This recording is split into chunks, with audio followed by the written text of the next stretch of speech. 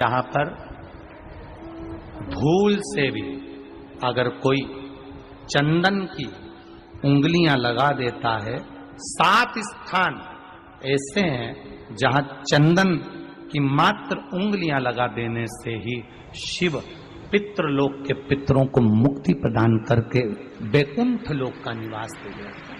7 स्थान।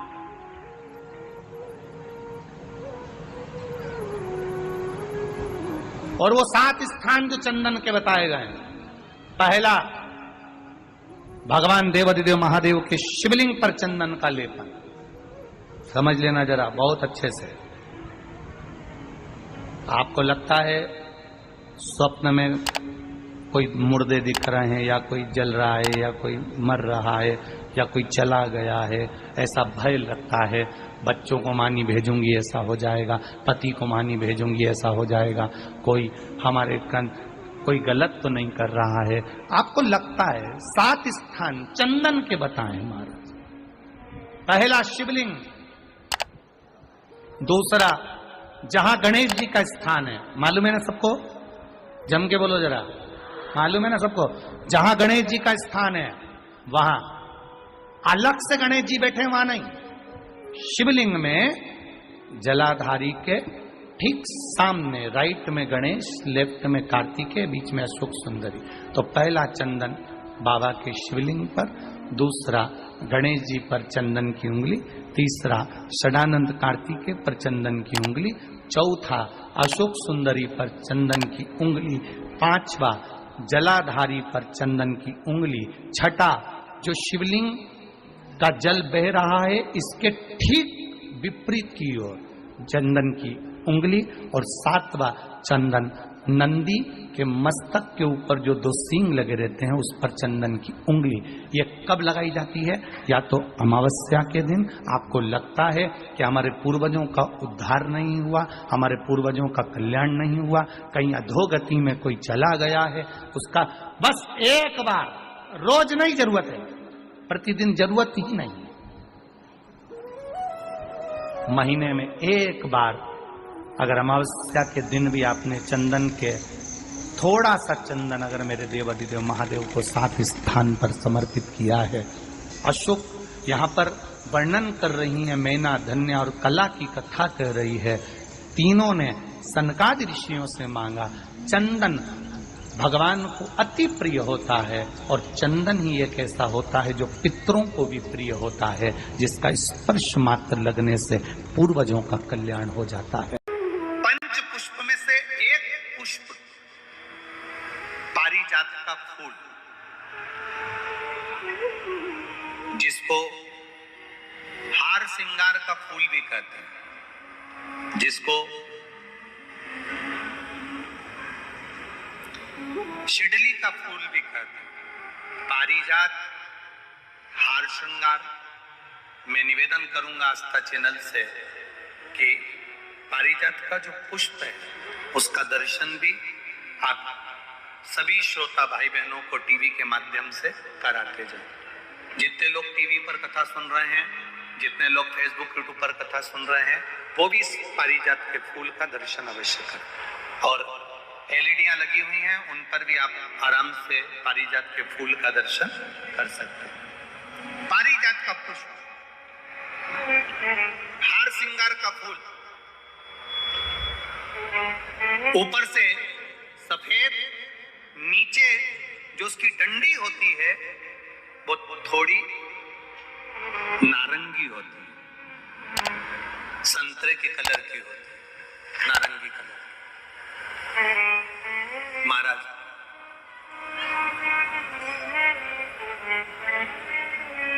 रात्रि में खिलने वाला ये फूल,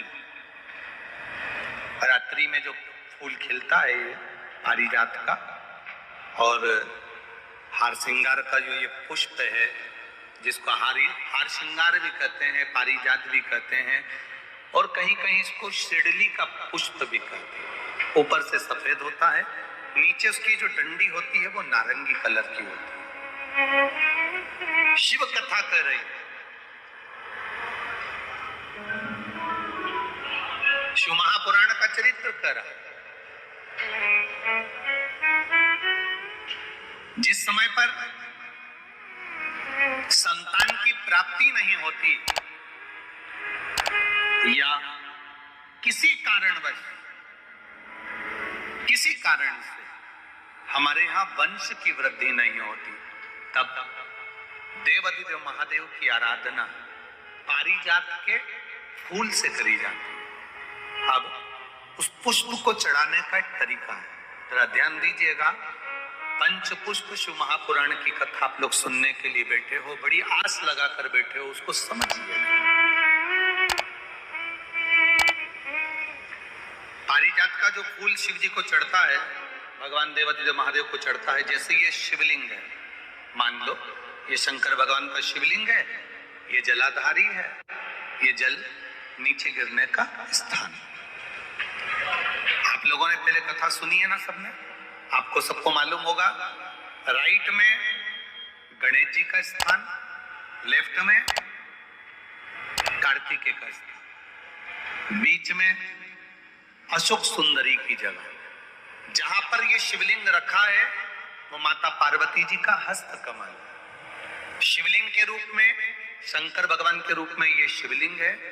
ऊपर से जो एक एक बूंद जलाधारी नीचे गिरती है वो शंकर भगवान की 5 लड़कियां, जया, विषहरा, शामली बारी, दौतली और देव, ये शंकर जी की 5 बेटियां हैं। वंश वृद्धि के लिए, कार्य सिद्धि के लिए, वैभव प्राप्ति के लिए या अपने हृदय की सुख समृद्धि के लिए, संतान प्राप्ति के लिए पारिजात हार श्रृंगार के फूल की शिव जी को आराधना होती है। हार श्रृंगार का जो पुष्प होता है, अशोक सुंदरी वाली जगह पर हम पारिजात के पुष्प को समर्पित करते हैं। उसकी डंडी का जो मुख है वो शिवलिंग की ओर होता है जब अपन अशोक सुंदरी पर चढ़ाते हैं, और फूल का मुख इधर होता है। वापिस उसी पारिजात के पुष्प को उठाकर हम माता पार्वती जी के हस्त कमल पर, जो गोल हस्त कमल है, वहां समर्पित करते हैं। उस जगह पर माता पार्वती जी की ओर से जो पुष्प समर्पित किया जाता है, उसकी डंडी पारिजात की हमारी ओर होती है, पुष्प का मुख महादेव की ओर होता है।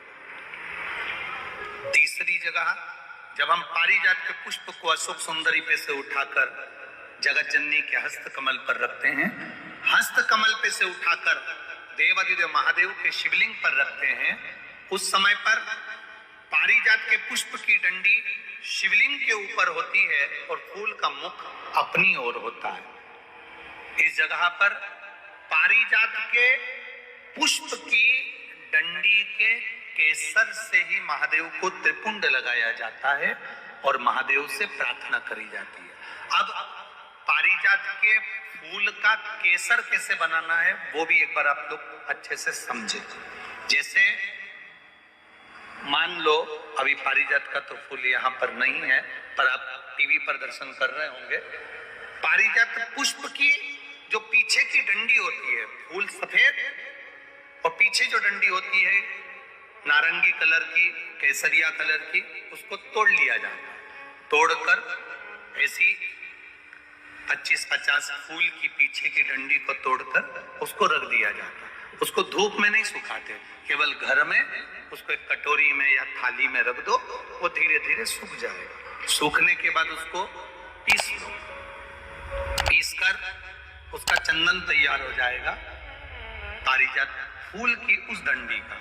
और जिस समय वंश के लिए, सिद्धि के लिए, कार्य सिद्धि के लिए या वैभव प्राप्ति के लिए हम पारिजात का पुष्प देवाधिदेव महादेव को समर्पित करते हैं, उस समय इसी को पानी में घोलकर देवाधिदेव महादेव को जब आप लगाएंगे तो जैसे केसर घुलती है, केसर का जैसे कलर होता है, केसर जैसी सुगंध करती है, वैसे की वैसे ही ये पारिजात की जो डंडी आप लोगों ने सुखाई है, वही डंडी का जो चंदन बनाया है, शिव जी को लेपन करा है, उस समय पर अपने हृदय की बात आपने जो देवाधिदेव महादेव को कही है, बस वही सुगंध हमारे जीवन में आना प्रारंभ हो जाती है। वो पारिजात हार श्रृंगार हार श्रृंगार के पुष्प, पारिजात का जो पुष्प है, सोमवार की अष्टमी पड़ने पर यदि हम देवाधिदेव महादेव की पारिजात के फूल से आराधना करते हैं, स्मरण करते हैं, तो उसका फल भी हमें अधिक प्राप्त होता है। पारिजात का पुष्प, हम तो यहां तक कहेंगे अगर आपके यहाँ हार श्रृंगार का पेड़ लगा हो, पारिजात का पुष्प यदि आपके यहाँ होता हो, रात को खिलता है, सवेरे मिलता है, ऐसा पारिजात का अगर वृक्ष आपके यहाँ लगा हो तो प्रयास करना। 12 महीने शिवरात्रि आती है, बोलो आती कि नहीं आती? आती है ना 12 महीने। 12 महीने शिवरात्रि आती है। कैलेंडर पर एक गोला बनाकर रख देना कि हमको ये शिवरात्रि आई है, हर महीने की शिवरात्रि तुम्हारे ध्यान में रहेगी। एक पारिजात का पुष्प, हार श्रृंगार का पुष्प, एक अगर देवाधिदेव महादेव को आपने चढ़ाना चालू कर दिया, समर्पित करना प्रारंभ कर दिया, तो आपको पीछे पलट कर देखने की जरूरत नहीं पड़ेगी, महादेव हाथ पकड़ के देता। पारिजात का पुष्प शिव को समर्पित।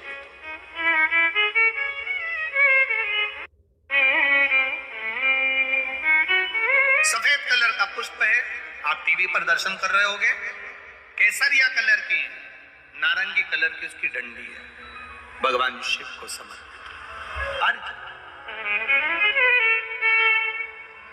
जब हम देवाधिदेव महादेव को जल समर्पित करते हैं, भगवान शंकर को जब हम जल चढ़ाते हैं, उस समय पर भी भगवान को अगर तुम्हारे पास में थोड़ा सा पारिजात की जो डंडी है सुखाई है, आपने पारिजात फूल के नीचे की जो डंडी है उसको तुमने सुखाकर अगर चंदन बनाया है, तो वो चंदन आप प्रतिदिन भी देवाधिदेव महादेव को समर्पित कर सकते हो। पारिजात पुष्प। एक बात और हमारे स्मरण में रहे,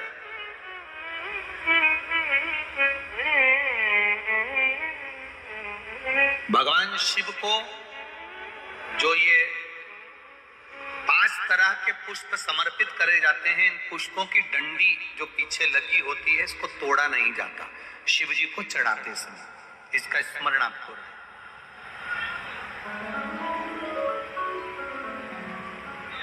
3 शिवालय ऐसे हैं जहां पर पारिजात के पुष्प को समर्पित कर देने से, भगवान शंकर को अगर पारिजात का पुष्प समर्पित किया जाता है तो मनवांछित फल की प्राप्ति होती है। पहला, मां नर्मदा से निकला हुआ कंकर नर्मदेश्वर महादेव। अगर कहीं नर्मदा जी के कंकर से शिवलिंग बना हुआ है तो मां नर्मदा के शिवलिंग पर पारिजात का पुष्प समर्पित होता है। दूसरा, जो शिवालय एकांत में हो, एकांतेश्वर महादेव जो एकांत में बैठे हो, भले ओटले पर बैठे हो, अकेले बैठे हो, एकांत में बैठे हो, वो एकांतेश्वर महादेव पर भी पारिजात का पुष्प समर्पित कर देने से, अगर कोई अदालत का कोर्ट केस होता है तो बाबा देवाधिदेव महादेव का मात्र पारिजात पुष्प का स्मरण या उसको समर्पित कर देने से भी फल की प्राप्ति होती है। तीसरा, ऐसा शिवालय जो नदी के तट पर हो, सरोवर के तट पर हो, कुंड के तट पर हो, बावड़ी के तट पर हो, कुएं के तट पर हो।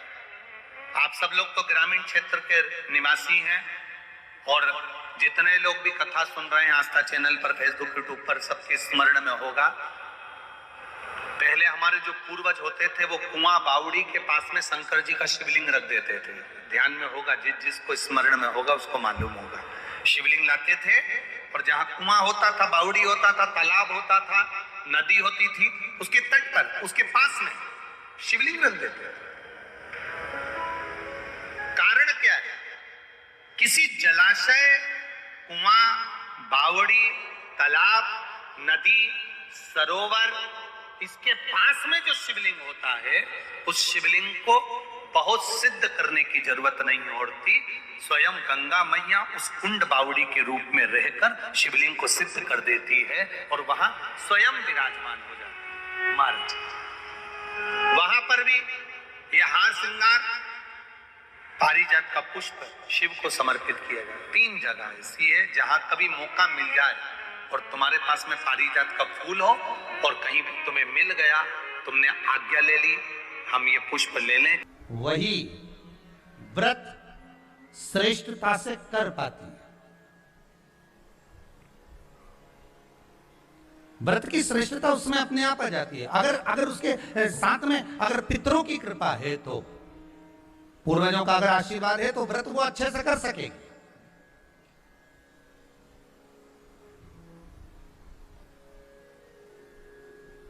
और सहज भाषा में समझ लीजिए, बहुत अच्छे से समझना इस बात को, कि मान लो, एक सरल भाषा में आप और अच्छे से समझिए उसको, बहुत अच्छे से,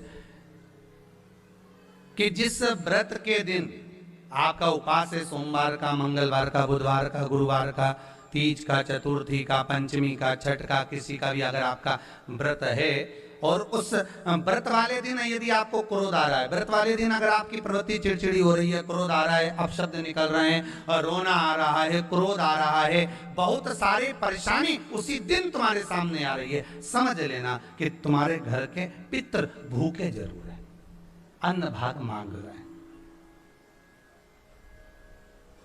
एक बात पहले भी कही थी, शायद आपको ध्यान में होगा, रात्रि को सोने के बाद, विश्राम के बाद, एक बार कहा था, आप लोगों को याद होगा, कि सोने के बाद में 2 घंटे के अंदर अगर आपकी नींद खुलती है और खुलने के बाद यदि आपको भूख लग रही है, प्यास लग रही है, तो समझ लेना कि आपके पितर, आपके पूर्वज भूखे हैं, अन्न का भाग मांग रहे हैं, पानी पीने को मांग रहे हैं। उससे नहीं समझ सकते तो व्रत से समझो।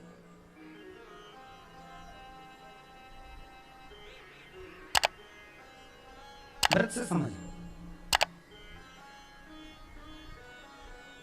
मान लो आपने व्रत किया और आपकी प्रवृत्ति चिड़चिड़ हो रही है, क्रोध आ रहा है, अपशब्द निकल रहे हैं, ताने निकल रहे हैं, या कोई कुछ कहकर चले गया और आपकी आंखों में अश्रु भर रहे हैं, आपकी आंखों में आंसू आ रहे हैं, तो वो श्रेष्ठ व्रत नहीं हो सकता, उसमें दुख है।